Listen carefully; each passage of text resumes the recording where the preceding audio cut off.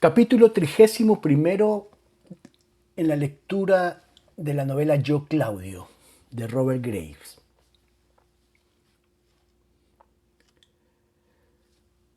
Los gastos de esos 2 días de diversiones agotaron el erario y la lista civil por completo. Para empeorar aún más las cosas, en lugar de devolver los barcos a sus capitanes y tripulación, Calígula ordenó que se reparase la brecha del puente y luego, cabalgando de regreso a Roma, se ocupó de otros asuntos. Neptuno, para demostrarle que no era un cobarde, envió desde el este una fuerte tormenta contra el puente y hundió unos 1000 barcos. La mayor parte de los demás perdieron el ancla y encallaron en tierra. Unos 2000 capearon la tormenta o fueron llevados a la playa, pero la pérdida de los demás causó una gran escasez de barcos para el transporte de trigo desde Egipto y África y por lo tanto una gran penuria de alimentos en la ciudad. Calígula juró vengarse de Neptuno. Sus nuevos métodos para obtener dinero eran sumamente ingeniosos y divertían a todos, menos a las víctimas y a sus amigos o parientes. Por ejemplo, a todos los jóvenes a quienes endeudaba por medio de multas o confiscaciones y que luego terminaban como esclavos suyos. Para pagarle dichas deudas, los enviaba a las escuelas de gladiadores. Cuando estaban adiestrados, los llevaba al anfiteatro y los hacía combatir por sus vidas. Sus únicos gastos eran la manutención y el alojamiento de los jóvenes. Como eran sus esclavos, no recibían pago alguno.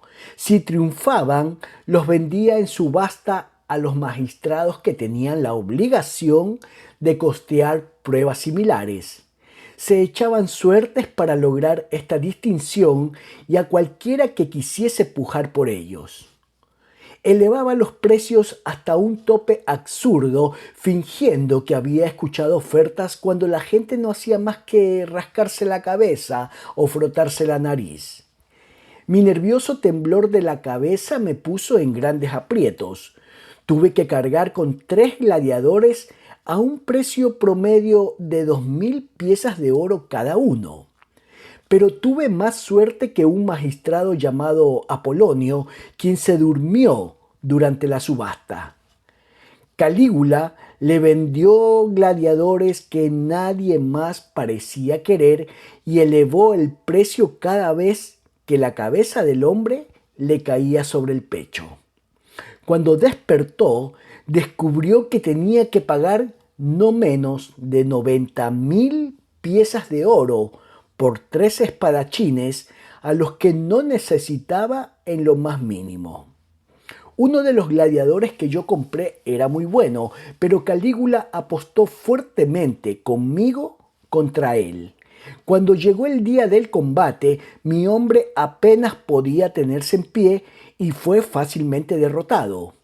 Parece que Calígula le había puesto drogas en la comida. Muchos hombres de dinero concurrían a esas subastas y ofrecían voluntariamente grandes sumas, no porque quisieran comprar gladiadores, sino porque si aflojaban voluntariamente los cordones de la bolsa, era menos probable que Calígula los acusara después de cualquier cosa y los despojara de la vida al mismo tiempo que del dinero.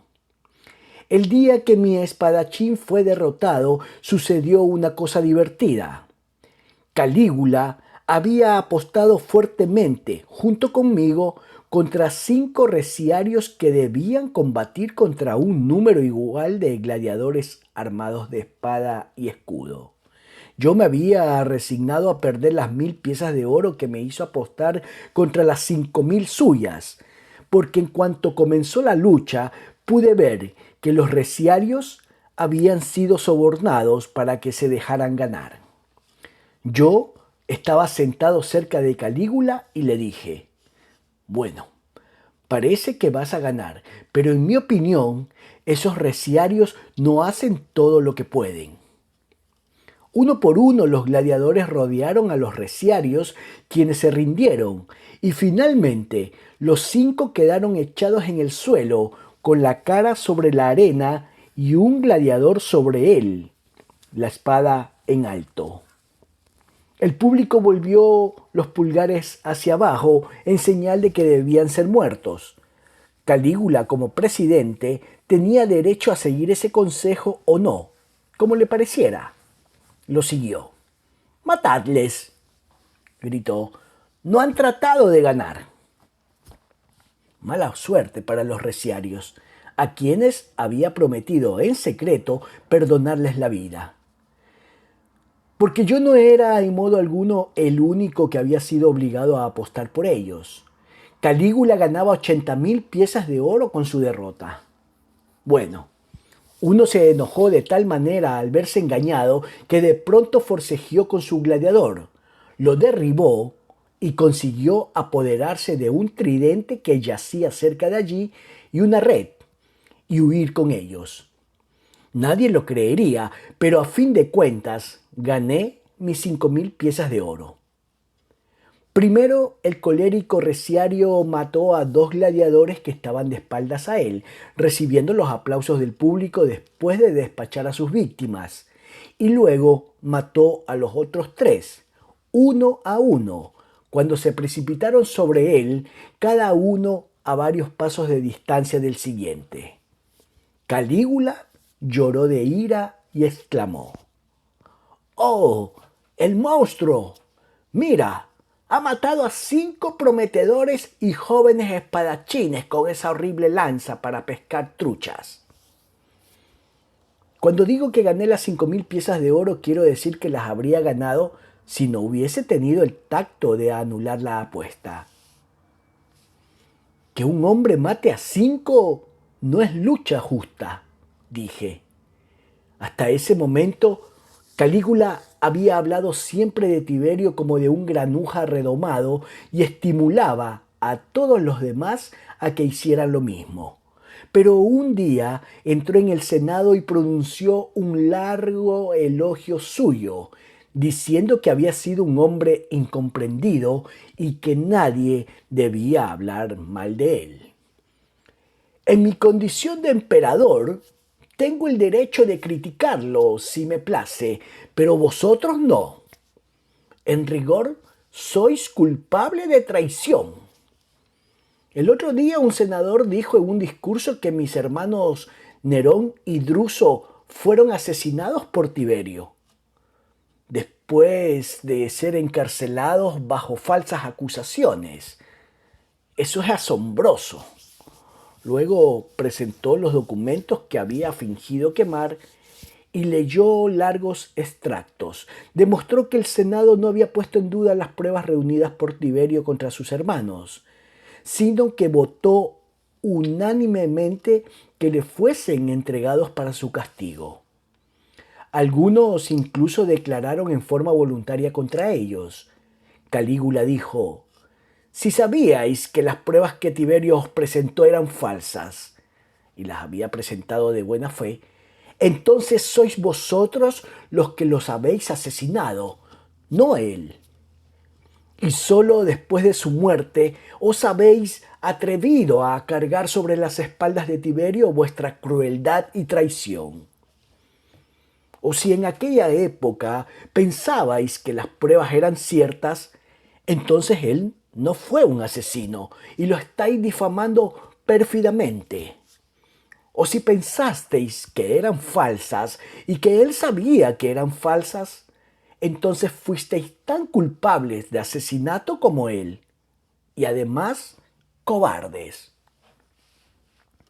Frunció el ceño imitando a Tiberio, e hizo con la mano el movimiento seco y cortante de Tiberio, cosa que trajo aterradores recuerdos de juicios por traición, y dijo con la áspera voz de Tiberio: «Bien dicho, hijo. No puedes confiar en ninguno de estos perros. Mira cómo hicieron de Sellano un pequeño dios antes de despedazarlo. Lo mismo harán contigo si tienen una oportunidad. Te odian y rezan por tu muerte. te aconsejo que no consultes ningún interés que no sea el tuyo propio y que te antepongas el placer a todo lo demás. A nadie le gusta que lo gobiernen y yo conseguí mantenerme en mi puesto haciendo que esta escoria me temiera. Haz lo mismo. Cuanto peor los trates, más te honrarán. Calígula volvió entonces a introducir la traición como delito capital. Ordenó que su discurso fuese grabado en una tablilla de bronce que había que colocar en la pared del Senado, sobre los escaños de los cónsules, y se fue. Ese día no se continuó la sesión. Estábamos todos demasiado deprimidos. Pero al día siguiente derramamos elogios sobre Calígula, el sincero y piadoso gobernante, y votamos sacrificios anuales a su clemencia. ¿Qué otra cosa podíamos hacer? Tenía el ejército consigo y el poder de vida y muerte sobre nosotros. Y hasta que alguien tuviese la suficiente audacia e inteligencia de conspirar con éxito contra su vida, lo único que podíamos hacer era seguirle la corriente y esperar lo mejor. Unas noches después, en un banquete, estalló de pronto en las más extraordinarias risotadas.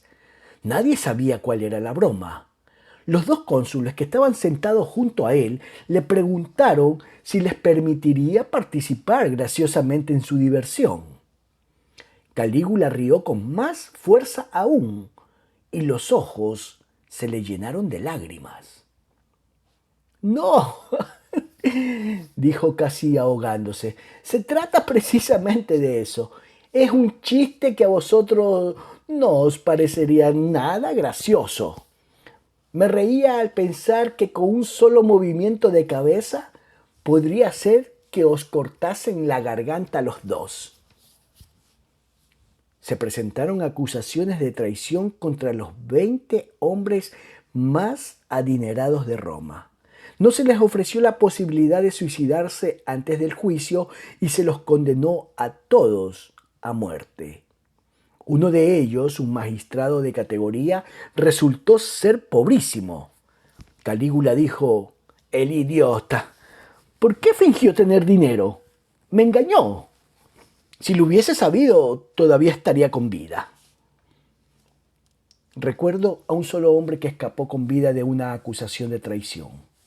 Se trataba de Afer, el hombre que había acusado a mi sobrina Pulcra, un abogado famoso por su elocuencia.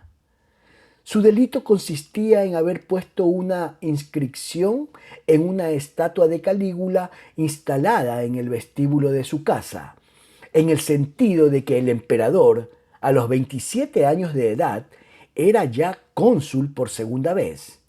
Calígula consideró que esto era una traición, una burla contra su juventud y un reproche por haber ocupado el puesto antes de estar en condiciones legales de hacerlo. Compuso un largo y cuidadoso discurso contra Afer y lo pronunció en el Senado con toda la energía oratoria que disponía. Todos los gestos y tonos habían sido cuidadosamente ensayados de antemano. Calígula solía jactarse de que era el mejor orador y abogado del mundo, y estaba más ansioso de superar a Afer en elocuencia que de conseguir su condena y confiscar su dinero.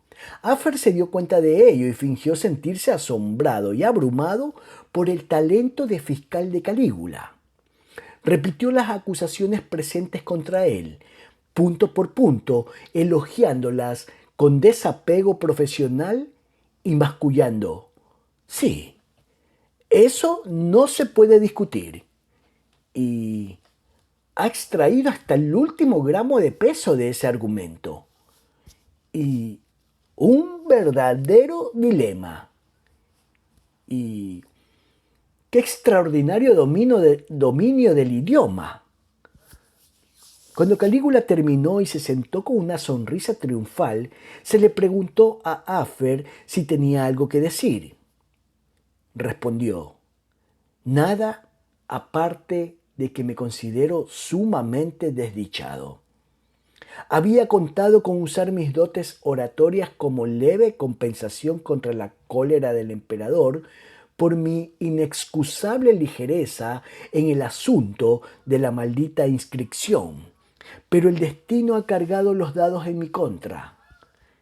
El emperador tiene poder absoluto, una acusación clarísima contra mí y 1000 veces más elocuencia de la que jamás podría yo abrigar la esperanza de alcanzar. Incluso, aunque escapase a la sentencia y me dedicara a estudiar hasta los 100 años de edad. Fue condenado a muerte, pero indultado al día siguiente. Hablando de dados cargados, cuando los provincianos ricos llegaban a la ciudad, se les invitaba siempre a cenar en palacio y a una partidita amistosa más tarde. Se sentían asombrados y acongojados ante la suerte del emperador. Este sacaba siempre Venus en todos los tiros y los despojaba de todo lo que tenían. Sí, Calígula siempre jugaba con dados cargados. Por ejemplo, despojó a los cónsules de sus puestos y los multó fuertemente, con el pretexto de que habían celebrado el acostumbrado festival en honor de la victoria de Augusto sobre Antonio en Accio. Dijo que eso era un insulto para su antepasado Antonio. De paso nombró a Afer para ocupar uno de los consulados vacantes. Unos días antes del festival nos dijo durante la cena que castigaría a los cónsules hicieran lo que hicieren, porque si no celebraban el festival estarían insultando a Augusto. En esa ocasión Ganímedes cometió un error fatal. Exclamó: «¡Cuán inteligente eres, querido mío! Los pescas de cualquier manera, pero los pobres idiotas celebrarán el festival si tienen un poco de sensatez. Porque Agripa hizo la mayor parte del trabajo en Accio y también él fue tu antepasado, de modo que honrarán a 2 de tus 3 antecesores».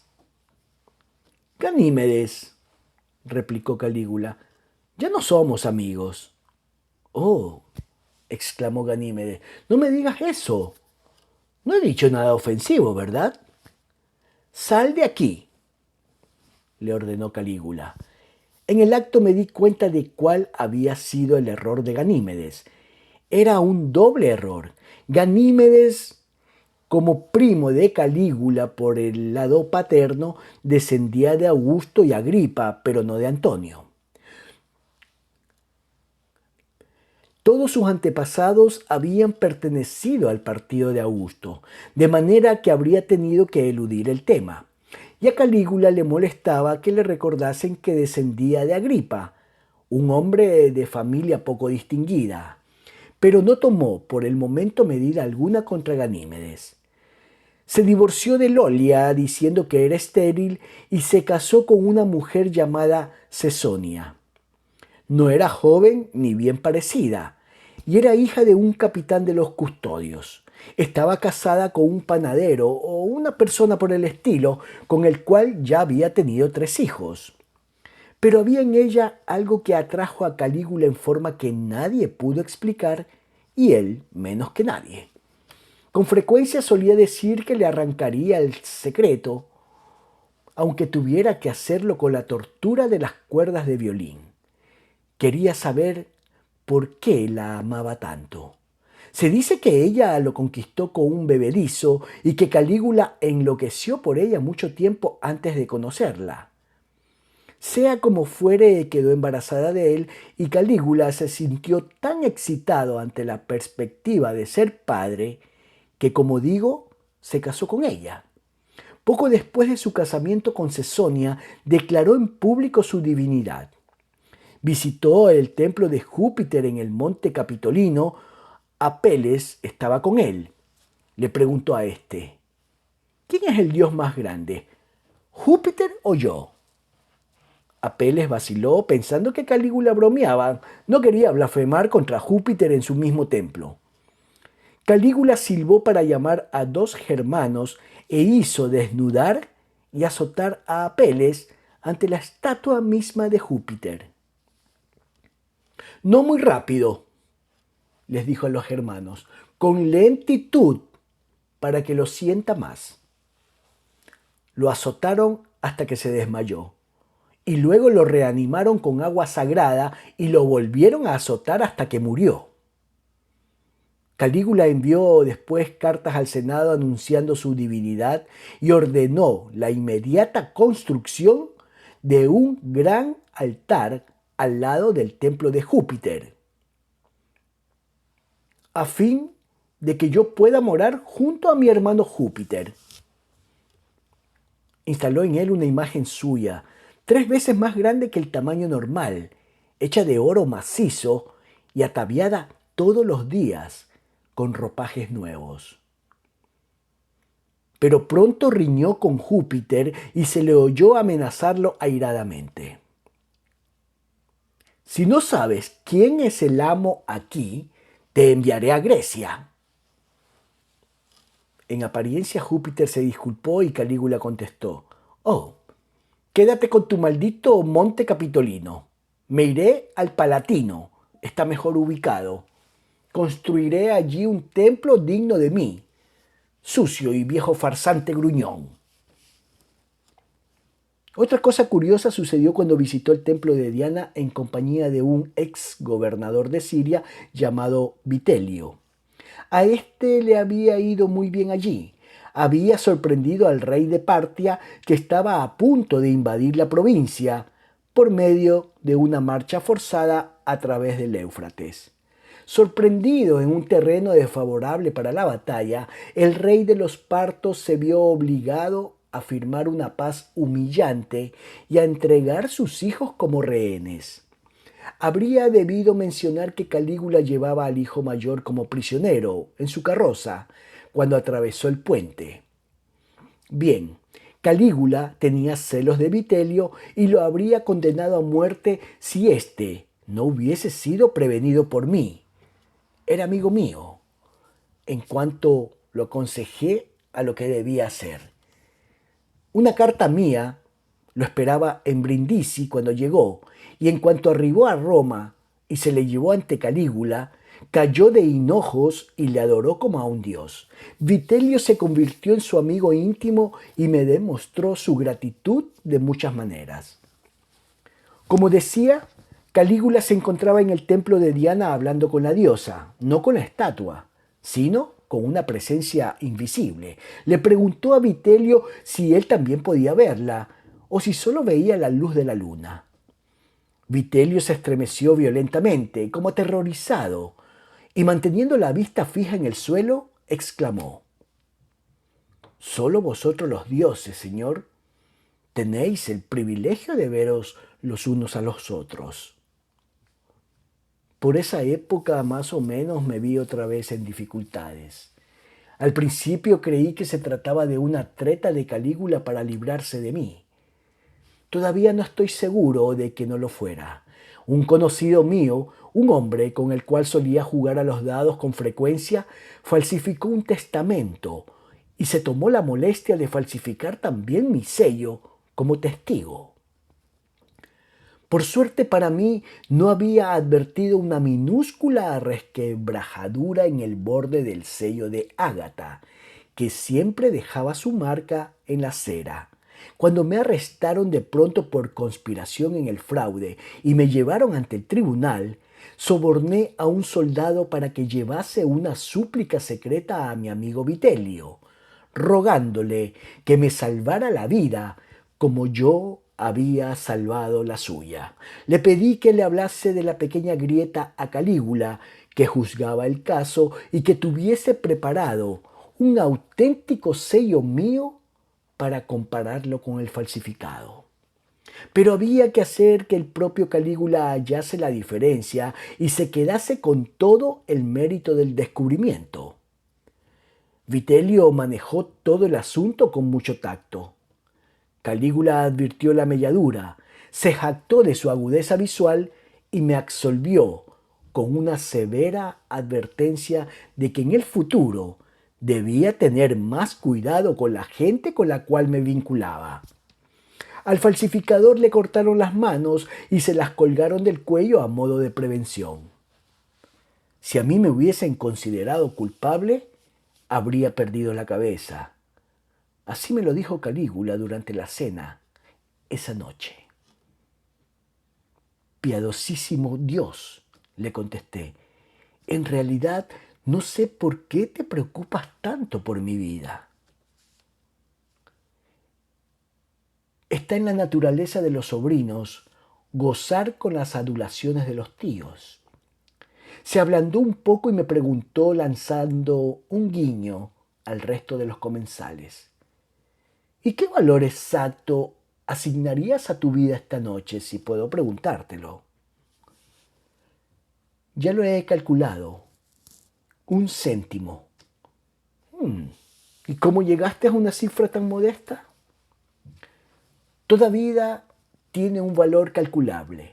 El rescate que la familia Julio César pagó a los piratas que lo capturaron y amenazaron con matarlo, aunque al principio pidieron mucho más, fue de solo 20.000 piezas de oro, de modo que en realidad la vida de Julio César no valía más de 20.000 piezas de oro. Mi esposa Elia fue una vez atacada por salteadores de caminos, pero los convenció de que le perdonaran la vida entregándoles un broche de amatista que solo valía 50. Por lo tanto, la vida de Elia valía 50 piezas de oro. Mi vida ha sido salvada por un trocito de ágata que, según calculo, no pesará más de la 40ª parte de un escrúpulo. Ese tipo de ágata vale más o menos una pieza de plata el escrúpulo. La melladura, si se la pudiese encontrar, y si se pudiese encontrar un comprador, cosa que resultaría más difícil aún, valdría entonces la 40ª parte de un escrúpulo, o sea, exactamente un ardite. De forma que mi vida vale exactamente un ardite. Si se pudiese encontrar un comprador, rugió, encantado con su ingenio. Como lo aplaudieron todos, yo incluso, durante mucho tiempo después de eso me llamó en palacio Teruncio Claudio, en lugar de Tiberio Claudio. Teruncio significa ardite en latín. Calígula necesitaba sacerdotes para su culto. Era su propio sumo pontífice y sus subordinados éramos yo mismo, Cesonia, Vitelio, Ganímedes, 14 excónsules y su noble amigo, el caballo Incitato. Cada uno de estos subordinados tenía que pagar 80.000 piezas de oro por el honor. Ayudó a Incitato a reunir su cuota imponiendo un tributo anual en su nombre sobre todos los caballos de Italia. Si no pagaban, serían enviados al matadero. Ayudó a Cesonia a conseguir su contribución imponiendo un tributo en su nombre a todos los hombres casados por el privilegio de acostarse con sus esposas. Ganímedes, Vitelio y los demás eran ricos, aunque en algunos casos tuvieron que vender pertenencias perdiendo dinero para reunir los 80.000 en efectivo de un día para otro. No quedaron en mala situación. No sucedió lo mismo con el pobre Claudio. Las anteriores artimañas de Calígula, cuando me vendía gladiadores y me cobraba grandes sumas por el privilegio de dormir y comer en palacio, me habían dejado apenas unas 30.000 piezas de oro en efectivo y ninguna propiedad que vender, aparte de mi casita en Capua y la casa que me había legado mi madre. Le pagué a Calígula las 30.000 y le dije esa misma noche, durante la cena, que pondría todas mis propiedades en venta para poder pagarle el resto cuando encontrase un comprador. No tengo otra cosa que vender, dije. Calígula creyó que ese era un chiste magnífico. ¿Nada más para vender? ¿Y la ropa que llevas puesta? Para entonces yo había descubierto que era más prudente fingirme medio tonto. ¡Cielos!, exclamé. Me había olvidado de ella. ¿Quieres tener la bondad de subastarla a los presentes? Eres el más maravilloso subastador del mundo. Comencé a despojarme de la ropa hasta quedarme solo con una servilleta que él me enrolló apresuradamente en torno a la cintura. Vendió mis sandalias a no sé quién por 100 piezas de oro cada una y la túnica por 1000. Y así, sucesivamente y en cada ocasión, yo expresaba mi ruidoso alboroto. Luego quiso subastar la servilleta. Entonces yo dije, mi natural modestia no me impediría sacrificar mi último trapo. Si el dinero que se obtuviese con eso me ayudara a pagar el resto de la contribución, pero en este caso hay algo más poderoso que la modestia que me impide venderlo. Calígula frunció el entrecejo. ¿Cómo es eso? ¿Que es más fuerte que la modestia? Mi veneración hacia ti, César.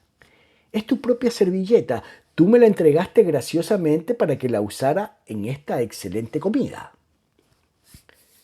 Este jueguecito solo redujo mi deuda en 3000 piezas de oro, pero convenció a Calígula de mi pobreza. Tuve que abandonar mis habitaciones y mi lugar en la mesa y durante un tiempo viví con Briseis, la ex criada de mi madre, que era quien cuidaría la casa hasta que se encontrase un comprador. Calpurnia se vino a vivir conmigo y créase o no, la encantadora muchacha todavía tenía el dinero que yo le había regalado en lugar de collares y monitos y vestidos de seda y se ofreció a prestármelo. Y lo que es más, mi ganado no había muerto como me asegurara, ni las hacinas se habían incendiado. Se trataba de una treta para venderlos en secreto, a buen precio, y guardar el dinero para un caso de necesidad. Me lo entregó todo, 2000 piezas de oro, junto con una cuenta exacta de las transacciones, firmada por mi administrador. De modo que nos las arreglamos bastante bien. Pero para mantener la ficción de una pobreza absoluta, yo tenía que salir con una jarra todas las noches, usando una muleta en lugar de una litera, a comprar vino en las tabernas. La anciana Briseis solía decir, «Amo Claudio, la gente cree que yo fui la liberta de tu madre. No es así. Me convertí en tu esclava cuando tú fuiste mayor de edad y tú me concediste la libertad. ¿No es así?» «Por supuesto, Briseis», le respondí yo. «Algún día desmentiré ese embuste en público». Era una anciana encantadora que me adoraba. Vivíamos juntos en 4 habitaciones, con una vieja esclava para hacer las tareas domésticas y dada nuestra situación, éramos bastante dichosos. La hija de Cesonia nació un mes después de que Calígula se casara con ella. Calígula dijo que eso era un prodigio. Tomó a la niña, la depositó sobre las rodillas de la estatua de Júpiter, eso fue antes de que riñera con el dios, como para convertir a Júpiter en su colega honorario en la paternidad. Y luego la puso entre los brazos de la estatua de Minerva y le permitió chupar durante un rato el pecho de mármol de la diosa. La llamó Drusila, el nombre que su hermana muerta había dejado cuando se convirtió en la diosa Pantea. También la chiquilla fue convertida en sacerdotisa.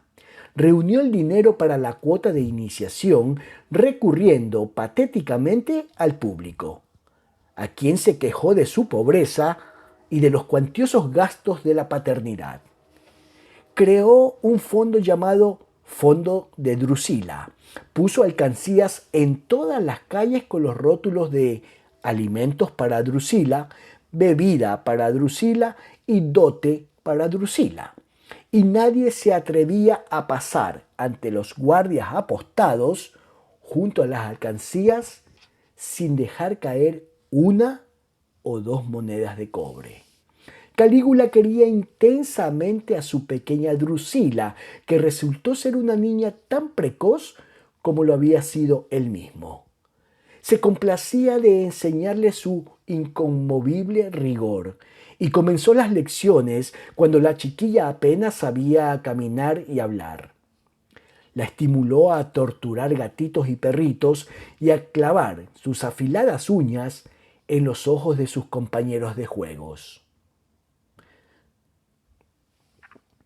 No cabe duda alguna en cuanto a tu paternidad, hermosa, solía decirle riendo cuando la niña mostraba alguna dote natural en ese sentido. Y en una ocasión, en mi presencia, se inclinó y le dijo taimado: y cuando cometas tu primer asesinato importante, preciosa, aunque solo se trate de tu pobre y viejo tío abuelo Claudio, te convertiré en diosa. ¿Me harás diosa si mato a mamá?, ceció la bestezuela. Odio a mamá. La estatua de oro para su templo constituyó otro gasto. La pagó publicando un edicto en el sentido de que recibiría regalos de Año Nuevo en la puerta principal de palacio. Cuando llegó el día, envió grupos de guardias para arrear a las multitudes de la ciudad hacia el Palatino, a punta de espada, y hacerlas soltar todas las monedas que tuviesen encima, depositándolas en grandes cubos instalados para ese fin. Se les previno que si trataban de eludir a los guardias o quedarse con una sola moneda, serían condenados a muerte en el acto. Por la noche se habían llenado 2000 enormes cubos. Más o menos por esos días dijo a Ganímedes, Agripinila y Lesbia: tendríais que avergonzaros, zánganos ociosos. ¿Qué hacéis para ganaros la vida? No sois más que parásitos. ¿No os dais cuenta de que todos los hombres y mujeres de Roma trabajan intensamente para mantenerme? Todos los mozos de cuerda me pagan la octava parte de sus jornales, y todas las pobres prostitutas lo mismo. Bien, hermano, respondió Agripinila, nos has despojado prácticamente de todo nuestro dinero, con uno u otro pretexto. ¿No te basta con eso? ¿Si me basta? Por supuesto que no. El dinero heredado no es lo mismo que el dinero honradamente ganado. Os haré trabajar. Hizo saber al Senado, distribuyendo hojas volantes, que en tal o cual noche se inauguraría en Palacio el más exquisito y exclusivo burdel, con diversiones adecuadas para todos los gustos, proporcionadas por personas de la más ilustre cuna. La entrada solo costaba 1000 piezas de oro. Las bebidas eran gratuitas. Agripinila y Lesbia, lamento tener que decirlo, no protestaron con mucha energía contra la deshonrosa proposición de Calígula y en verdad creyeron que sería muy divertido. Pero insistieron en que se les concediera el derecho de elegir a sus parroquianos y que Calígula no debía quitarles una comisión demasiado elevada por el dinero que ganaran. Con gran disgusto por mi parte, me metieron a mí también en el asunto.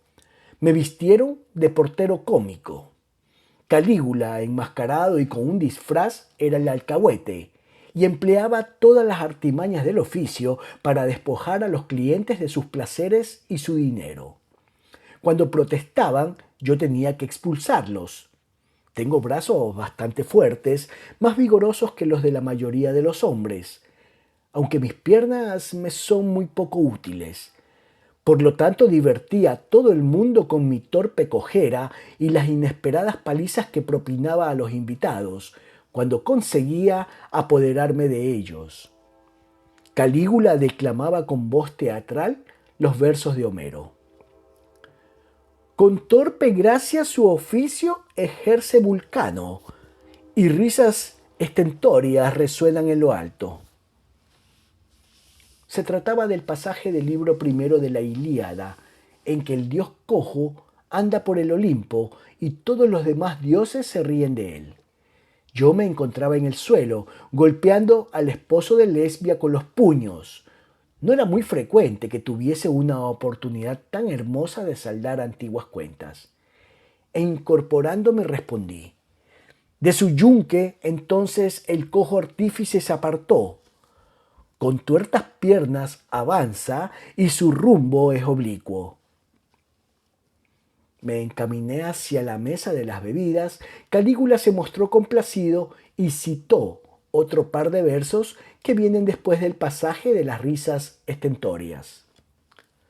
Si te sometes, el dios del trueno se apacigua y se muestra en toda su magnificencia. Así llegó a llamarme Vulcano, título que me alegré de conquistar porque me confería cierta protección contra sus caprichos. Calígula salió entonces discretamente, se quitó el disfraz y regresó sin él, entrando por la puerta de palacio en la que me había apostado. Fingió sorprenderse y escandalizarse ante lo que sucedía y volvió a declamar a Homero. La cólera y la vergüenza de Ulises ante la conducta de las mujeres de palacio.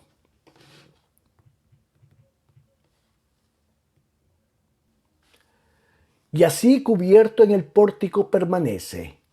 Escenas de lúbricos amores sus insomnes ojos contemplan, cuando a las nocturnas alegrías se entrega con lúbrico alborozo la bella prostituta. Su pecho de furor esta nueva deshonra hiere, y en dudoso equilibrio sus pensamientos vacilan.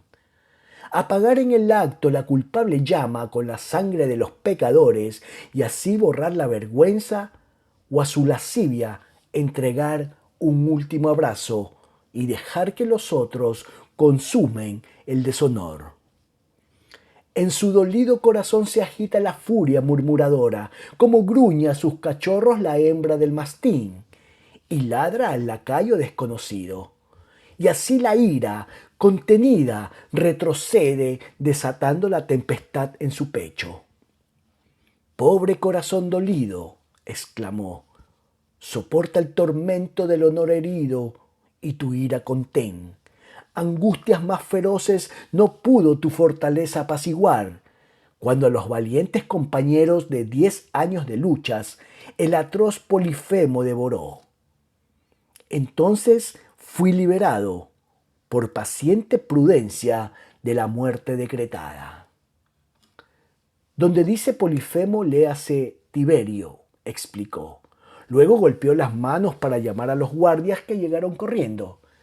¡Que venga Casio Querea enseguida! Fueron a buscar a Casio y Calígula le dijo: Casio, viejo héroe, tú que fuiste mi caballo de guerra cuando yo era niño, mi más antiguo y fiel amigo, ¿presenciaste alguna vez un espectáculo tan triste y degradante como este? Mis 2 hermanas prostituyendo sus cuerpos a los senadores en mi palacio, mi tío Claudio en la puerta, vendiendo billetes de entrada. Oh, ¿qué habrían dicho mis pobres padres si hubiesen vivido para ver este día? ¿Los arresto a todos, César?, preguntó Casio, ansioso. No, deja que su lascivia se entregue a un último abrazo y que los otros consumen el deshonor, contestó Calígula, resignado, e imitó el ladrido de un mastín hembra. Ordenó a Casio que se llevase a los guardias. No fue la última orgía de esta clase que se celebró en palacio, y después Calígula hizo que los senadores que habían concurrido al espectáculo trajesen a sus esposas e hijas para ayudar a Agripinila y Lesbia. Pero el problema de reunir dinero volvía a hacerse más agudo y Calígula decidió visitar Francia y ver qué podía hacer allí. Primero reunió una enorme cantidad de tropas, mandó a buscar destacamentos de todos los regimientos regulares y efectuó levas en todos los barrios. Salió de Italia a la cabeza de 150.000 hombres, número que aumentó en Francia a 250.000. El gasto de armar y equipar esta inmensa fuerza cayó sobre las ciudades a través de las cuales pasaba, y también les arrancó las provisiones necesarias. En ocasiones se adelantaba al galope y hacía que el ejército marchara 48 horas o más, sin descanso, para alcanzarlo. Y otras veces avanzaba solo 3 o 4 kilómetros por día, admirando el paisaje desde una litera transportada por 8 hombres y deteniéndose a menudo para recoger flores. Envió cartas anticipadas, ordenando la presencia de Lyon, donde se proponía concentrar todas sus fuerzas, de todos los oficiales de Francia y las provincias del Rin, con rango superior al de capitán. Entre los que acudieron a la llamada se encontraba Getúlico, uno de los más valiosos oficiales de mi querido hermano germánico, que había estado al frente de los 4 regimientos de la provincia superior durante los últimos años.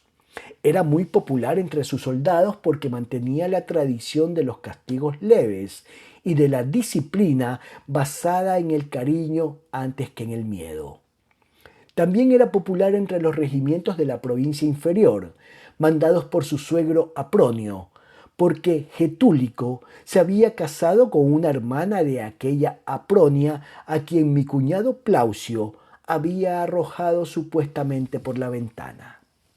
Cuando cayó Sellano, habría sido condenado a muerte por Tiberio porque había prometido su hija al hijo de Sellano en casamiento, pero se libró escribiéndole al emperador una carta audaz.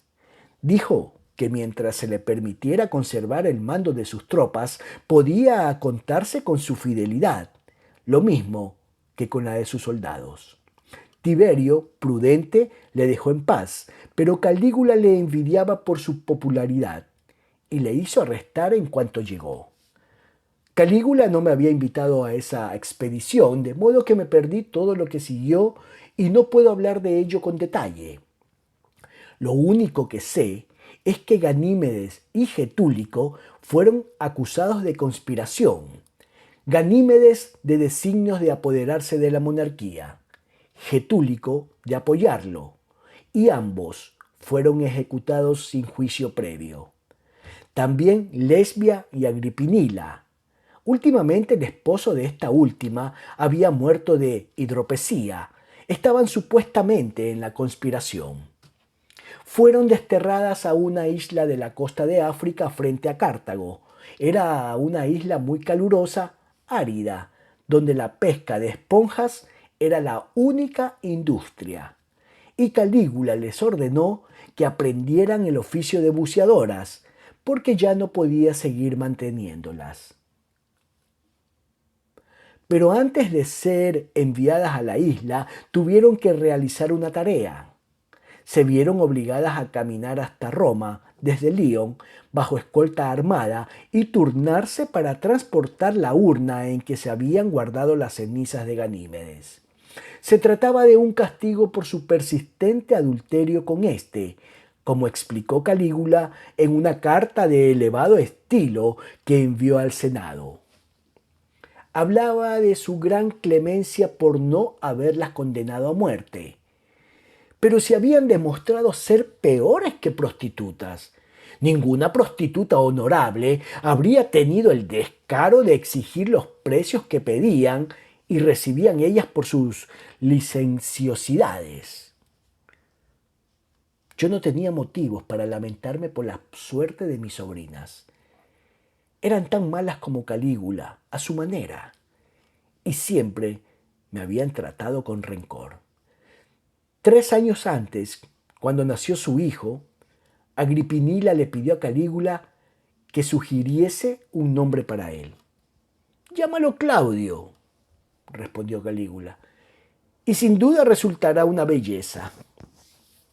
Agripinila se enfureció tanto que estuvo a punto de golpear a Calígula, pero no lo hizo. Se volvió y me escupió, y luego rompió a llorar. El niño fue llamado Lucio Domicio. Lesbia era demasiado orgullosa para prestarme atención o reconocer mi presencia de cualquier manera que fuere. Si la encontraba en un corredor estrecho, solía avanzar directamente por el centro sin disminuir la marcha, con lo que me obligaba a aplastarme contra la pared. Me resultaba difícil recordar que eran hijos de mi querido hermano y que había prometido a Agripina que haría lo posible para protegerlos. Se me encargó del molesto deber de ir a Francia, al frente de una embajada de 4 excónsules para felicitar a Calígula por haber reprimido la conspiración. Esa era mi primera visita a Francia desde mi niñez y tenía grandes deseos de no hacerla. Tuve que pedir dinero a Calpurnia para los gastos de viaje, porque mi propiedad y casa no habían encontrado a un comprador y no podía contar con que Calígula se sintiera encantado al verme. Fui por mar desde Ostia y desembarqué en Marsella. Parece que después de desterrar a mis sobrinas, Calígula había subastado las joyas, adornos y ropas que ellas no llevaban consigo. Consiguió tan elevados precios por todo eso que también vendió a los esclavos y libertos, fingiendo creer que estos últimos también eran esclavos. Las ofertas fueron hechas por ricos provinciales que aspiraban a la gloria de poder decir: sí, fulano pertenecía a la hermana del emperador, se lo compré a él personalmente. Esto le dio a Calígula una nueva idea.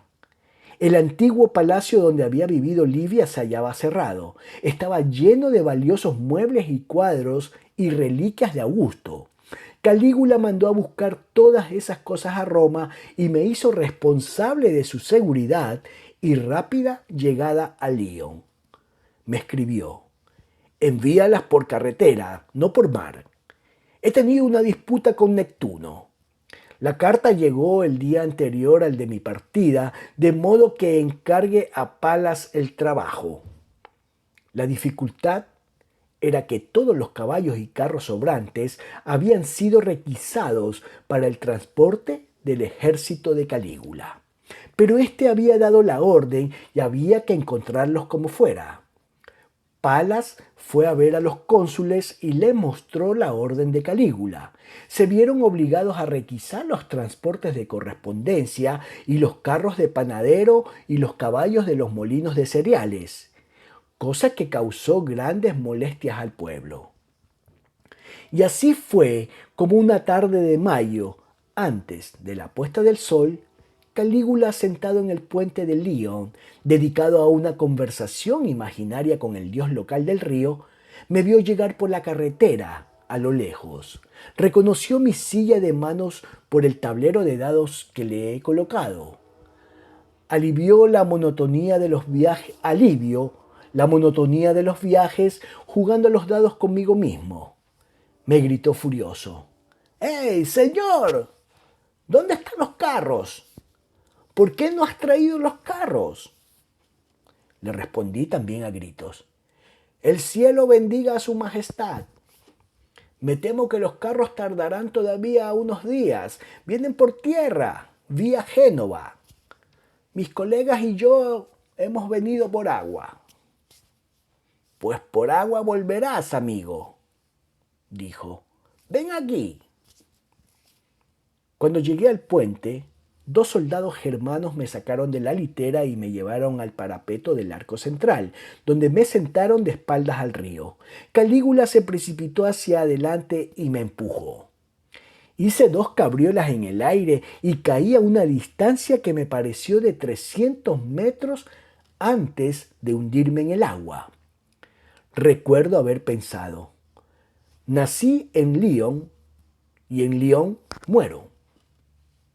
El Ródano es muy frío, muy profundo y muy rápido. La pesada túnica se me enredó en las piernas y brazos, pero quién sabe cómo conseguí mantenerme a flote y trepar a la orilla detrás de unos botes medio kilómetro río abajo, lejos del puente. Soy mejor nadador que caminante. Tengo los brazos fuertes y como soy más bien obeso, porque no puedo hacer ejercicios, y porque me gusta comer, floto como un corcho. Diré, de pasada, que Calígula no sabía nadar ni 1 metro. Quedó sorprendido cuando unos minutos después me vio llegar cojeando y se rió con estrépito ante el estado en que me encontraba, embarrado y maloliente. ¿Dónde has estado, mi querido Vulcano?, me preguntó. Yo tenía la respuesta preparada. Sentí el poderío del dios del trueno, lanzado de cabeza desde la altura etérea. Caí todo el día en rápidos círculos y solo al caer el sol llegué al suelo. Y solo al caer el sol llegué al suelo. Caí sin aliento en vertiginosos movimientos perdido. Los esintios me recogieron en la costa de Lemnos. En lugar de Lemnos, pon Lión, dije. Él estaba sentado en el parapeto con mis 3 colegas de delegación echados en el suelo, ante él, boca abajo. Tenía los pies apoyados sobre el cuello de 2 de ellos y la punta de la espada en el tercero, el esposo de Lesbia, que sollozaba pidiendo piedad. Claudio, gimió al escuchar mi voz, ruega al emperador que nos deje en libertad. Solo vinimos a ofrecerle nuestras cariñosas felicitaciones. Quiero carros, no felicitaciones, replicó Calígula. Parecía como si Homero hubiese escrito el pasaje que acababa de citar nada más que para esa ocasión, y le recité al esposo de Lesbia. Sé paciente y obedece. A pesar de lo que te quiero, si Júpiter su brazo extiende, solo me resta apenarme, incapaz de defenderte. ¿Quién osaría acudir en tu ayuda o levantar la mano contra el poderío de Júpiter? Calígula se mostró alborozado. Dijo a los 3 suplicantes: ¿Cuánto vale la vida de cada uno de vosotros? ¿50.000 piezas de oro? Lo que tú digas, César, contestaron con voz débil. Entonces pagadle al pobre Claudio esa suma en cuanto volváis a Roma. Os ha salvado la vida con su veloz lengua. Les permitió ponerse de pie y les hizo firmar allí mismo una promesa de que me pagarían 150.000 piezas de oro en el plazo de 3 meses. Yo le dije: graciosísimo César, tus necesidades son mayores que las mías. ¿Quieres aceptar de mi parte 100.000 piezas de oro cuando ellos me paguen, en gratitud por mi propia salvación? Si condesciendes en aceptar el regalo, todavía me quedarán 50.000, que me permitirán terminar de pagar mi cuota de iniciación. Esa deuda me ha estado preocupando mucho. Cualquier cosa, respondió, con tal de contribuir a tu tranquilidad espiritual. Y me llamó su ardite de oro. Homero me había salvado, pero unos días después Calígula me previno de que no volviese a citarlo. Es un autor valorado en exceso. Haré quemar todos sus poemas. ¿Por qué no habría de poner en práctica las recomendaciones filosóficas de Platón? ¿Conoces la República? Admirable argumentación. Platón era partidario de mantener a todos los poetas fuera de su estado ideal. Decía que son todos unos embusteros, y lo son. ¿Su Sagrada Majestad piensa quemar a todos los demás poetas aparte de Homero? Oh, desde luego, a todos los que han sido alabados en demasía. Para empezar, a Virgilio. Es un individuo aburrido. Trata de ser un Homero y no lo consigue. ¿Y a algún historiador? Sí, a Livio. Más aburrido aún. Trata de ser un Virgilio y no lo logra. Capítulo 32.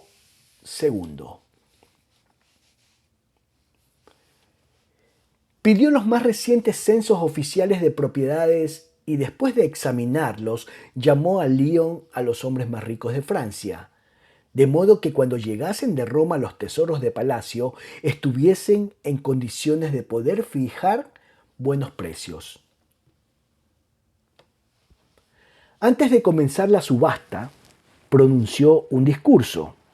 Dijo que era un pobre hombre en bancarrota, con enormes deudas, pero que confiaba en que, en beneficio del imperio, sus afectuosos amigos de provincias y agradecidos aliados no se aprovecharían de su situación financiera.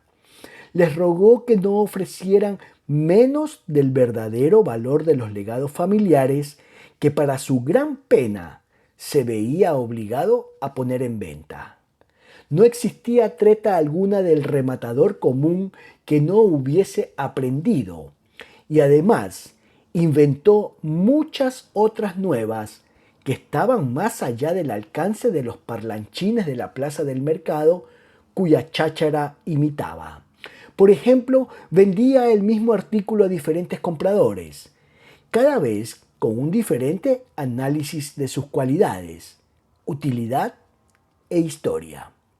Por verdadero valor esperaba que los compradores entendiesen valor sentimental, que siempre resultaba ser 100 veces mayor que el valor intrínseco. Por ejemplo, solía decir: esta fue la butaca favorita de mi bisabuelo Marco Antonio. El dios Augusto bebió en esa copa en la fiesta de su boda. Este traje fue usado por mi hermana, la diosa Pantea, en una recepción ofrecida al rey Herodes Agripa en la celebración de su liberación de la cárcel, etc. Y vendía lo que él llamaba negocios a ciegas, pequeños artículos envueltos en telas. Cuando convencía a un hombre de que comprara una sandalia vieja o un trozo de queso por 2000 piezas de oro, se sentía tremendamente satisfecho. Las ofertas siempre comenzaban con el precio de reserva, porque él miraba a algún francés adinerado y decía: creo que has ofrecido 40.000 piezas de oro por este cofre de alabastro. Gracias, pero veamos si podemos mejorar el ofrecimiento. ¿Quién dice 45? Es fácil comprender que el miedo hacía que la puja fuese vivaz. Los desplumó de todo lo que tenían y celebró el despojo con un festival que duró 10 días. Continuó su viaje por las provincias del Rin. Juró que estaba a punto de celebrar una guerra contra los germanos que solo terminaría con su total exterminio. Completaría la tarea iniciada por su abuelo y por su padre. Envió un par de regimientos al río para localizar al enemigo más próximo. Trajeron unos 1000 prisioneros. Calígula los examinó y después de elegir a los 300 jóvenes más bellos para su guardia de corps, formó en fila a todos los demás en la cima de un risco. En cada extremo de la fila había un calvo. Calígula ordenó a Casio: mátalos de calvo a calvo, en venganza por la muerte de Varo. La noticia de esta matanza llegó a oídos de los germanos, que se retiraron a sus bosques más densos. Calígula cruzó entonces el río con todo su ejército y encontró toda la región desierta. El primer día de su marcha, solo para hacer las cosas más emocionantes, ordenó que algunos de sus guardias de corps germanos se internasen en un bosque vecino, y luego, a la hora de la cena, hizo que le llevaran noticias de que el enemigo estaba cerca. A la cabeza de sus exploradores y de una tropa de caballería de la guardia, se lanzó al ataque. Trajo a los hombres como prisioneros cargados de cadenas y anunció una aplastante victoria contra fuerzas abrumadoras. Recompensó a sus camaradas de armas con un nuevo tipo de condecoración militar llamada la Corona de los Exploradores, una coronita de oro adornada con el sol, la luna y las estrellas, imitados por piedras preciosas. Al tercer día el camino estaba cortado por un estrecho paso. El ejército tuvo que avanzar en columna en lugar de hacerlo en orden de escaramuza. Casio dijo a Calígula: «Fue en un lugar muy parecido a este, César, donde Varo cayó en la emboscada. Jamás olvidaré el día mientras viva. Yo iba a la cabeza de mi compañía y acababa de llegar a un recodo del camino. ¿Cómo podría ser ese que tenemos ahí delante? Cuando de pronto se elevó un tremendo grito de batalla, como quien dice, desde ese grupo de abetos de ahí. Y 300 o 400 azagallas cayeron silbando entre nosotros. «Rápido, mi yegua», ordenó Calígula, presa de pánico. «Despejad el camino». Saltó de su litera, montó en Penélope, Incitato estaba en Roma ganando carreras, y galopó en sentido contrario al de la columna. 4 horas más tarde estaba otra vez en el puente, pero lo encontró tan atestado de carros de transporte y tenía tanta prisa por cruzar que desmontó e hizo que los soldados lo pasaran en una silla de mano de carro en carro hasta encontrarse a salvo del otro lado. Hizo regresar a su ejército en el acto, anunciando que el enemigo era demasiado cobarde como para salirle al encuentro y que por lo tanto buscaría nuevas conquistas en otras partes. Cuando todas las fuerzas volvieron a reunirse en Colonia, marchó Rin abajo y luego cruzó Boulogne, el puerto de embarque a Bretaña más cercano. Y sucedió que el heredero de Cimbelino, el rey de Bretaña, había reñido con su padre, y al enterarse de la proximidad de Calígula, cruzó el canal con unos cuantos acompañantes y se puso bajo la protección de Roma. Calígula, que ya había informado al Senado de la total subyugación de los germanos, escribió entonces para decir que el rey Cimbelino había enviado a su hijo para reconocer la soberanía romana sobre todo el archipiélago británico, desde las islas Escilas hasta las Orcadas. Yo acompañé a Calígula en aquella expedición y pasé momentos muy difíciles tratando de seguirle la corriente. Se quejaba de insomnio y decía que su enemigo Neptuno le acosaba todo el tiempo con ruidos de mar en los oídos y que solía aparecérsele de noche y amenazarle con un tridente. «¿Neptuno?», dije yo. «En tu lugar no permitiría que me amedrentara ese insolente individuo. ¿Por qué no lo castigas como castigaste a los germanos? Recuerdo que una vez la amenazaste, y si continúa molestándote, sería erróneo llevar tu clemencia mucho más allá». Me miró inquieto, con los ojos entrecerrados. «¿Crees que estoy loco?», me preguntó al cabo de un rato. «¿Loco, César?», dije, soltando una carcajada nerviosa. «¿Me preguntas si yo creo que estás loco? Pero si tú sientas las normas de cordura para todo el mundo habitado». «Es una cosa muy difícil, ¿sabes, Claudio?», me dijo confidencialmente, «ser un dios con envoltura humana. A menudo he pensado que me estaba volviendo loco. Dicen que la cura de el éboro que se practica en Antisira es muy buena. ¿Qué te parece?». «Uno de los más grandes filósofos griegos», respondí, «aunque ahora no recuerdo quién, tomó la cura de el éboro para aclararse aún más el cerebro. Pero si me pides que te aconseje, te diré, no lo hagas. Tu cerebro está tan claro como las aguas de un estanque entre las rosas». «Sí», contestó, «pero a veces me gustaría dormir un poco más de 3 horas por noche». «Estas 3 horas son la de tu disfraz de mortal», repliqué. «Los dioses sin disfraz no duermen nunca». Se sintió consolado y al día siguiente reunió a su ejército en orden de batalla frente al mar. arqueros y honderos adelante, luego los auxiliares germanos armados de azagallas, después el grueso de las fuerzas romanas y los franceses en retaguardia. La caballería estaba en las alas y las catapultas en las dunas de arena. Nadie sabía qué iba a suceder. Se internó en el mar hasta que el agua llegó a las rodillas de Penélope y gritó: «Neptuno, viejo enemigo, defiéndete.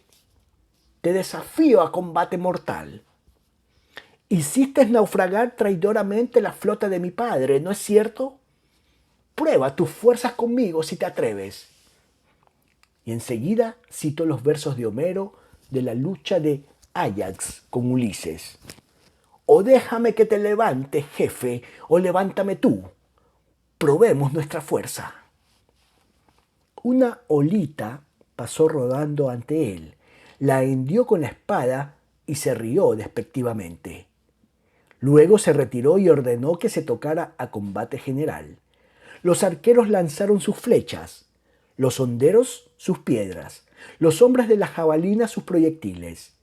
La infantería regular se metió en el agua hasta las axilas y hendió las olas con las espadas. La caballería cargó por ambos flancos y nadó un trecho, tajeando con los sables. Las catapultas lanzaron peñascos, enormes jabalinas y troncos con puntas de hierro. Calígula se hizo luego a la mar en un barco de guerra y ancló fuera del alcance de los proyectiles, pronunciando absurdos desafíos a Neptuno y escupiendo al agua. Neptuno no hizo tentativa alguna de defenderse o contestar, aparte de que un hombre fue mordido por una langosta de mar y otro picado por una medusa. Finalmente Calígula hizo tocar la reunión y dijo a sus hombres que limpiaran la sangre de sus espadas y recogieran el botín. El botín eran las conchas marinas de la playa. Se esperaba que cada hombre llenara su casco con ellas y las agregara a un montón general. Las conchas fueron luego clasificadas y enviadas a Roma en prueba de su insólita victoria. Las tropas lo consideraron una gran diversión y cuando él recompensó a los soldados con 4 piezas de oro por cabeza, lo vitorearon estruendosamente. Como trofeo de victoria construyó un faro muy alto, según el modelo del famoso faro de Alejandría, que ha resultado ser una gran ayuda para los marinos que navegan por esas peligrosas aguas. Luego nos llevó otra vez al Rin. Cuando llegamos a Bonn, Calígula me llevó a un lado y me cuchicheó sombríamente. Los regimientos nunca fueron castigados por el insulto que en una ocasión me hicieron al amotinarse contra mi padre durante mi ausencia de este campamento. ¿Recuerdas que yo tuve que volver y restablecer el orden? Lo recuerdo perfectamente, respondí. Pero eso fue hace mucho tiempo, ¿verdad? Después de 26 años, no habrá sirviendo en las filas muchos hombres de los que había antes. Es probable que tú y Casio Querea seáis los únicos veteranos sobrevivientes de ese espantoso día. Quizás solo los diezmaré entonces, dijo. Se ordenó a los soldados de los regimientos primero y 20 que concurriesen a una asamblea especial, y se les dijo que podían dejar sus armas porque hacía mucho calor. También se ordenó en la caballería de la guardia que concurriese, pero con sus lanzas y sables. Encontré a un sargento que sin duda había combatido en Filipos, viejo y lleno de cicatrices. «Sargento», le dije, «¿sabes quién soy?» «No, señor. No puedo decir que te conozca. Parece ser un excónsul, señor». «Soy el hermano de Germánico». «¿De veras, señor?» «No sabía que existiese tal persona, señor». «No, no soy un soldado ni nadie de importancia, pero tengo un importante mensaje para vosotros. No dejéis vuestras espadas muy lejos cuando vayáis a la reunión de esta tarde». «¿Por qué, señor, si puedo preguntarlo?» porque es posible que las necesitéis. Quizá se produzca un ataque de los germanos, quizá de algún otro. Me miró con atención y vio que hablaba en serio. Muchas gracias, señor. Haré circular la información, dijo.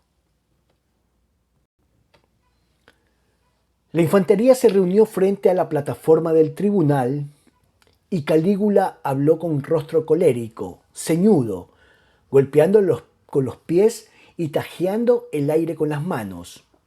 Empezó por recordarles cierta noche de principio de otoño, hacía muchos años de ello, cuando bajo un cielo embrujado, sin estrellas, algunos de los hombres empezaron a escurrirse por entre una brecha de las dos tropas de caballería.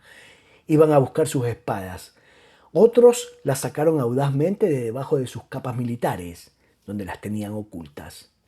Calígula debe de haber advertido lo que ocurría porque de pronto cambió de tono en mitad de una frase.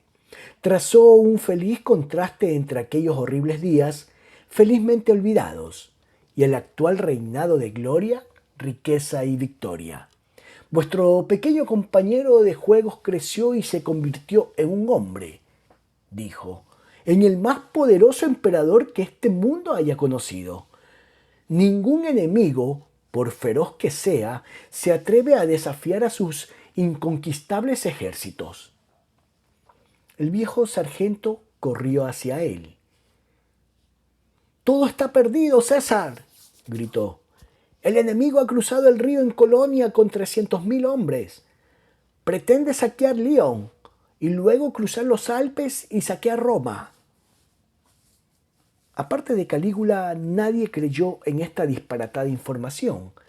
Palideció de miedo, se tiró de la plataforma, se apoderó de un caballo, trepó a la silla y estuvo fuera del campamento en un santiamén. Un criado galopó tras él y Calígula le gritó: «Gracias a Dios que todavía tengo Egipto. Por lo menos allí estaré a salvo. Los germanos no son navegantes».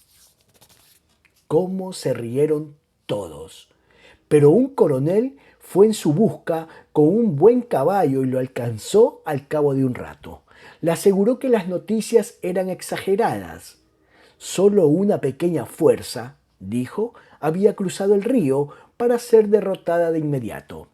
La orilla romana estaba ahora despejada de enemigos. Calígula se detuvo en el pueblo más cercano y escribió un despacho al Senado, informándole de que todas sus guerras habían terminado con éxito y que volvía con sus tropas coronadas de laureles. Censuró a los cobardes que se quedaban en sus casas y que sin duda habían vivido en la ciudad de su existencia de siempre. Teatros, baños, cenas, mientras él pasaba por las duras pruebas de la campaña. No había comido, bebido ni dormido mejor que un soldado cualquiera. El Senado no supo cómo tranquilizarle, ya que tenía estrictas órdenes suyas de no concederle honores por propia iniciativa, pero le envió una embajada para felicitarle por sus magníficas victorias y rogarle que se apresurase a volver a Roma, donde su presencia se echaba tanto de menos. Se encolerizó muchísimo porque no se le decretó un triunfo, aún a despecho de sus órdenes, y porque en el mensaje no se le llamara Júpiter, sino simplemente emperador Cayo César. Golpeó con la mano la empuñadura de su espada y gritó: «¡Que vuelva deprisa! Por cierto que lo haré, y con esto en la mano». Hizo preparativos para un triple triunfo, sobre Germania, sobre Bretaña y sobre Neptuno. Como cautivos británicos tenía al hijo de Cimbelino y a sus acompañantes, a los que se sumaron las tripulaciones de algunos mercantes británicos que había detenido en Boulogne. Como cautivos germanos tenía 300, verdaderos, y los hombres más altos que pudo encontrar en Francia. Les obligó a ponerse pelucas rubias y ropas germanas y a hablar en una jerga presuntamente germana. Pero, como digo, El Senado no se había atrevido a votarle un triunfo formal, de modo que tuvo que conformarse con uno informal. Entró en la ciudad en el mismo estilo en que había cruzado el puente de Bahías, y solo por intercesión de Cesonia, que era una mujer sensata, se abstuvo de pasar a todo el Senado por la espada. Recompensó al pueblo por su generosidad con él en el pasado, arrojándole oro y plata desde el techo del palacio. Pero también arrojó discos de hierro al rojo, para recordar a la gente que todavía no la había perdonado por su conducta en el anfiteatro. Dijo a sus soldados que podían hacer todo el alboroto que quisieran y que se emborracharan como les viniese en gana, a costa del público. Los hombres aprovecharon esta licencia y saquearon calles enteras de tiendas e incendiaron el barrio de las prostitutas. No se restableció el orden hasta 10 días después.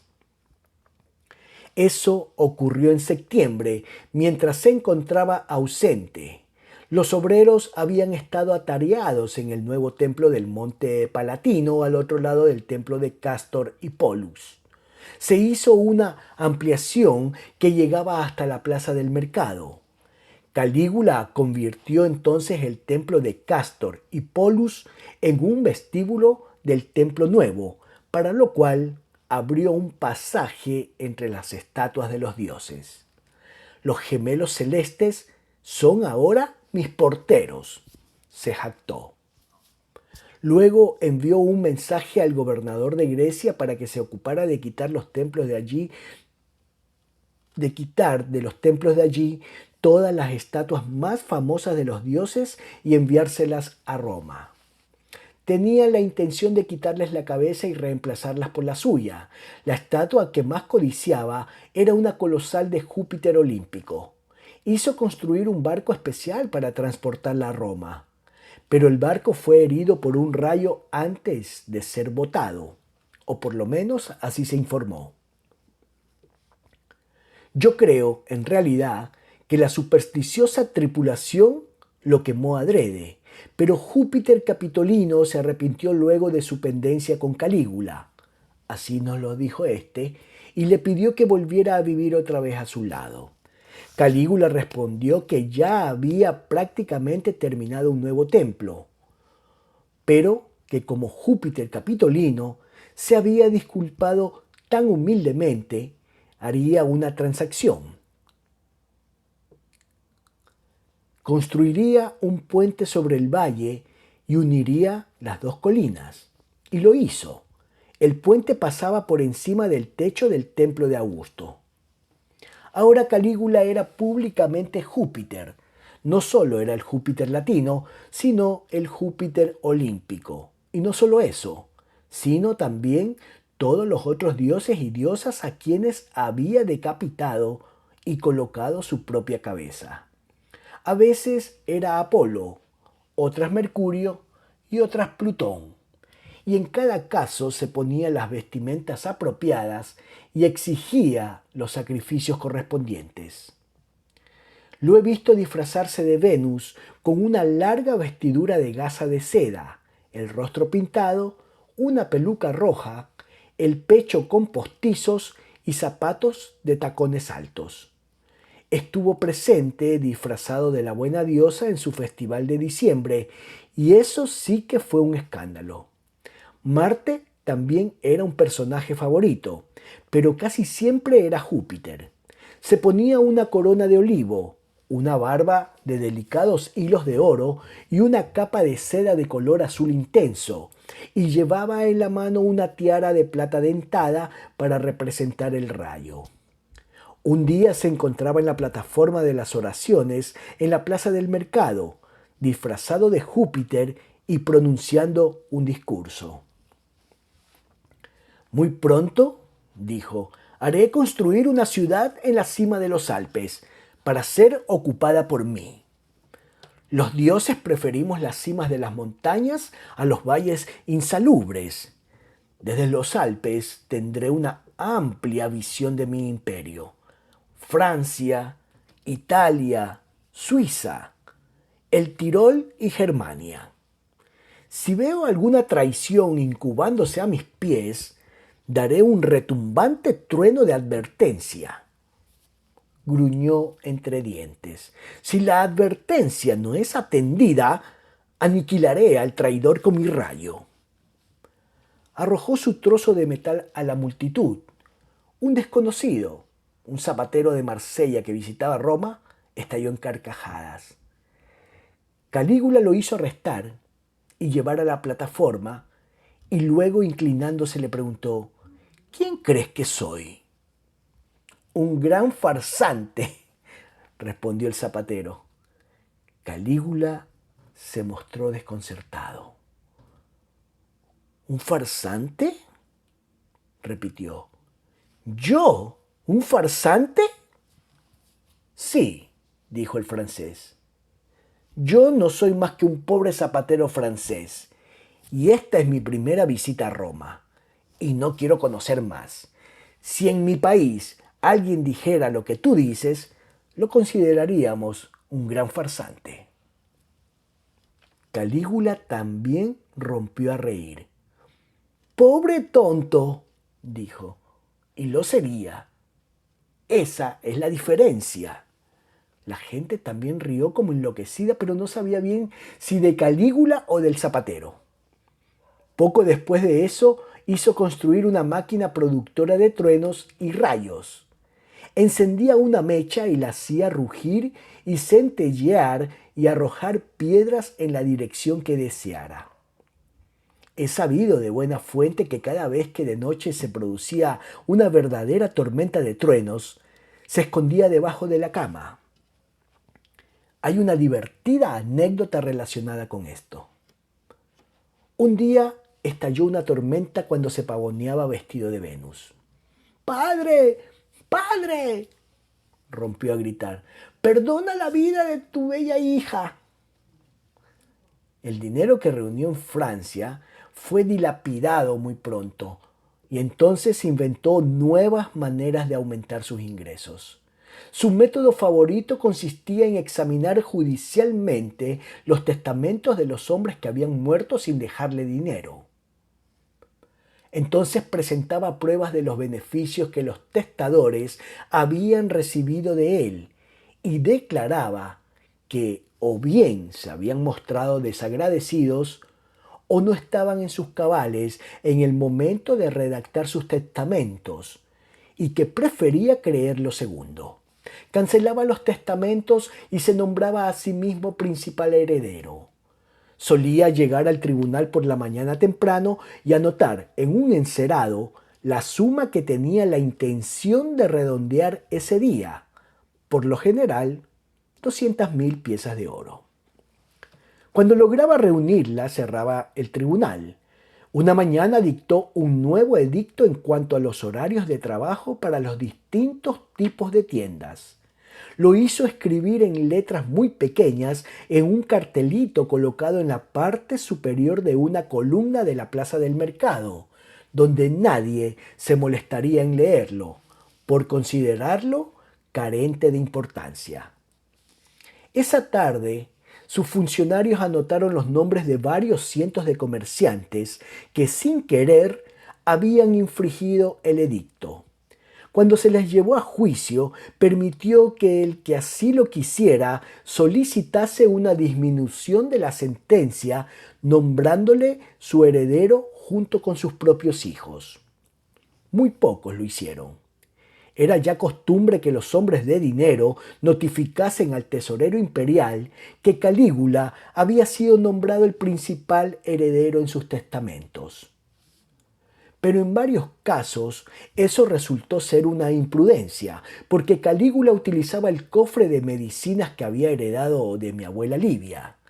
Un día envió como regalo frutas confitadas a algunos testadores recientes. Todos murieron enseguida. También llamó a mi primo, el rey de Marruecos, a Roma, y le hizo matar, diciendo sencillamente: «Necesito tu fortuna, Ptolomeo».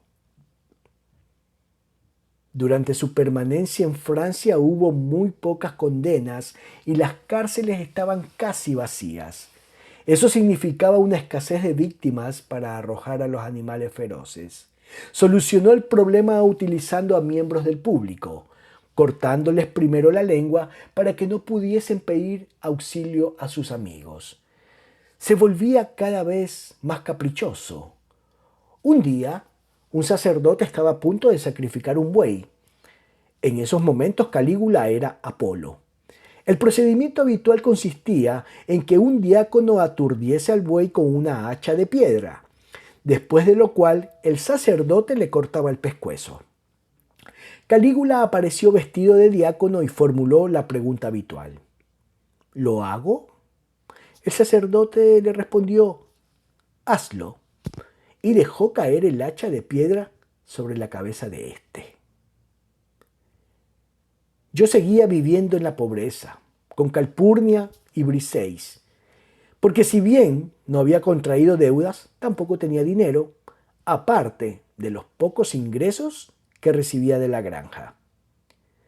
Tuve cuidado de hacerle saber a Calígula lo pobre que estaba, y él me permitió graciosamente permanecer en la orden senatorial, aunque ya no tenía las necesarias calificaciones financieras. Pero sentía que mi posición se hacía más insegura cada día que pasaba. Una noche, a mediados de octubre, me despertaron fuertes golpes propinados en la puerta delantera. Asomé la cabeza por la ventana. ¿Quién está ahí?, pregunté. Se te necesita en palacio de inmediato. ¿Eres tú, Casio Querea? ¿No sabes si piensan matarme? Tengo órdenes de llevarte enseguida. Calpurnia lloró y Briseis lloró, y las dos se despidieron de mí con gran ternura. Mientras me ayudaban a vestirme precipitadamente, les dije lo que debían hacer con las últimas pertenencias que me quedaban y con la pequeña Antonia, y en relación con mi funeral y demás. Fue una escena muy afectuosa para todos nosotros, pero me atreví a prolongarla. Pronto cojeaba al lado de Casio, rumbo a palacio. Otros 2 excónsules han sido citados junto contigo, me dijo con aspereza. Me dio sus nombres y me sentí más alarmado aún. Eran hombres de fortuna, de aquellos a quienes Calígula gustaba de acusar de conspirar contra él. ¿Pero por qué yo? Fui el primero en llegar. Los otros 2 llegaron casi corriendo detrás de mí, sin aliento por efecto de la carrera y el temor. Nos llevaron al salón de justicia y nos hicieron sentar en sillas, en una especie de entarimado que daba a la plataforma del tribunal. Una guardia de soldados germanos se encontraba detrás de nosotros, mascullando en su idioma.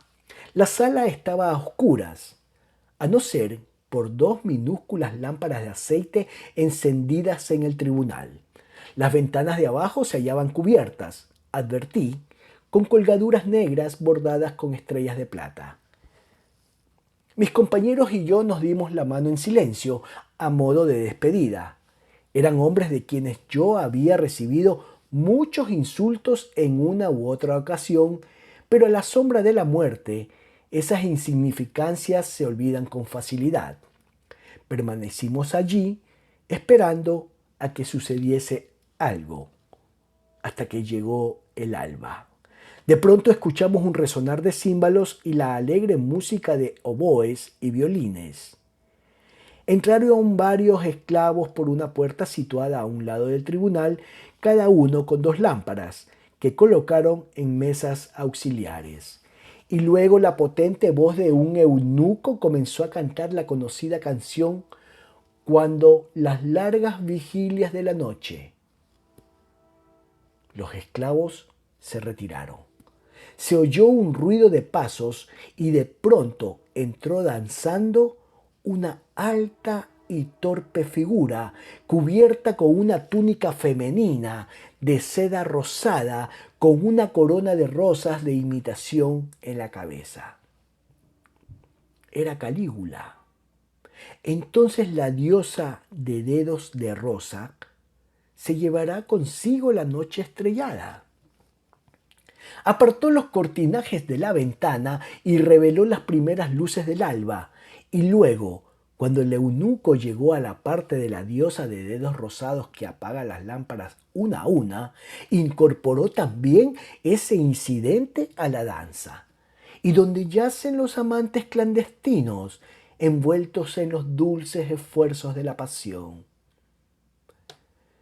De una cama que no había visto, porque se encontraba en una alcoba, la diosa del alba arrastró a una muchacha y un hombre, ambos desnudos, y con gestos les indicó que era hora de que se separasen. La joven era hermosísima, el hombre era el eunuco que cantaba. Se alejaron en direcciones opuestas, como profundamente acongojados. Cuando llegó el último verso, oh alba de las diosas la más bella, que con lento y amoroso paso das alivio a toda pena. Tuve la sensatez de caer de bruces al suelo. Mis compañeros no tardaron en imitar mi ejemplo. Calígula hizo unas cabriolas en escena y salió, y poco después se nos llamó para desayunar con él. Oh, Dios de dioses, le dije, nunca en mi vida presencié una danza que me proporcionase tan profunda alegría espiritual como la que acabo de ver. No tengo palabras para describir sus encantos. Mis compañeros estuvieron de acuerdo conmigo y dijeron que era una lástima que un espectáculo tan incomparable tuviese un público tan reducido.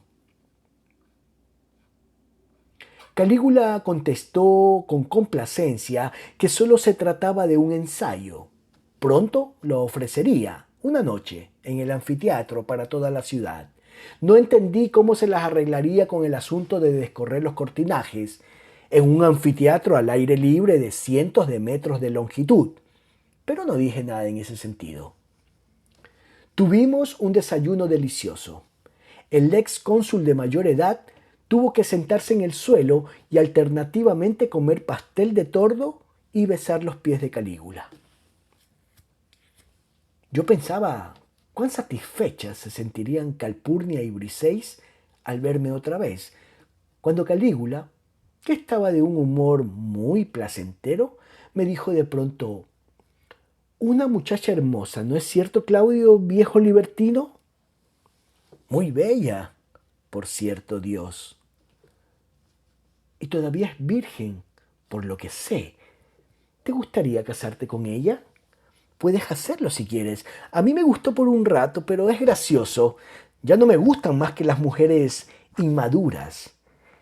Ni ninguna mujer madura, de hecho, salvo Cesonia. ¿Reconociste a la joven?» «No, señor. Solo te miraba a ti, para decir la verdad.